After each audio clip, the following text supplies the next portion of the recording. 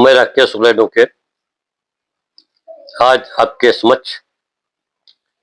Employee compensation act में अगर एक भाई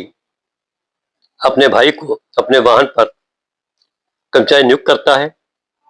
या एक पिता अपने पुत्र को कर्मचारी नियुक्त करता है, अगर उसकी दुर्घटना में मौत हो जाती है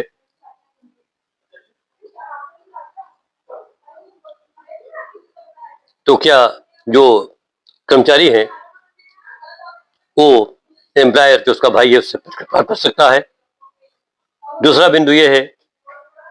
कि जो प्रतिकर का आदेश होगा उस पर ब्याज देने की जिम्मेदारी वाहन स्वामी की होगी और वो ब्याज या बीमा कंपनी की होगी और वो ब्याज दुर्घटना की तिथि से दिलाया जाएगा या आदेश की तिथि से दिलाया जाएगा। इस पर चर्चा करने के लिए मैं हाजिर हुआ। कर्मचारी प्रतिकर अधिनियम या मोटर यान अधिनियम में ये कोई प्रावधान नहीं है कि जिसमें एक भाई को अपने भाई या परिवार के किसी मेंबर को कर्मचारी रखने से प्रतिबंधित किया हो।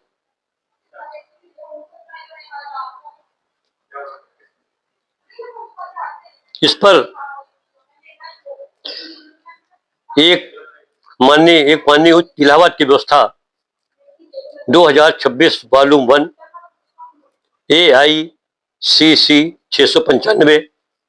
New India insurance company versus Shabbir में पारित आदेश आधार पर मैं आपको स्पष्ट करना चाहूंगा कि उपरोक्त मुकदमे में जाना आलम जो कि अपने बड़े भाई शहनवाज की बस पर परिचालक के पद पर कार्यरत था, उसकी दिनांक 16/5/10 को दुर्घटना में मृत्यु हो गई थी। प्रतिकर दायर किया गया था, प्रतिकर के लिए आवेदन दायर किया गया था, जिस पर कमिश्नर महोदय के द्वारा आदेश पारित किया था तथा ब्याज जो था वो एक्सीडेंट की तिथि से बीमा कंपनी के विरुद्ध दिलाया गया था। बीमा कंपनी के द्वारा पारित आदेश को कर्मचारी प्रतिकर अधिनियम की धारा 30 के अंतर्गत माननीय उच्च न्यायालय के समक्ष अपील की तथा अपील में ये तो माना कि भाई ने अपने लिखित बयान में तो ये स्वीकार किया है कि उसका भाई उसका कर्मचारी था, परंतु उसके द्वारा कोई डॉक्यूमेंट्री प्रूफ नहीं दिया गया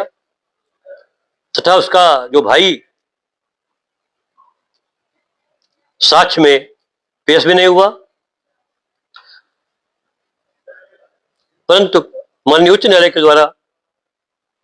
यह कहा गया कि एम्प्लॉय कंपनसेशन एक्ट एक बेनिफिशियल लेजिस्लेशन है, इसमें एविडेंस व प्लीडिंग के स्ट्रिक्ट प्रिंसिपल लागू नहीं होते हैं तथा उन्होंने बीमा कंपनी की अपील खारिज की और पारित प्रतिकर के आदेश को बहाल रखा। अगर आप लोगों को हमारी दी गई जानकारी अच्छी लगी हो तो चैनल को सब्सक्राइब करें, लाइक करें। धन्यवाद।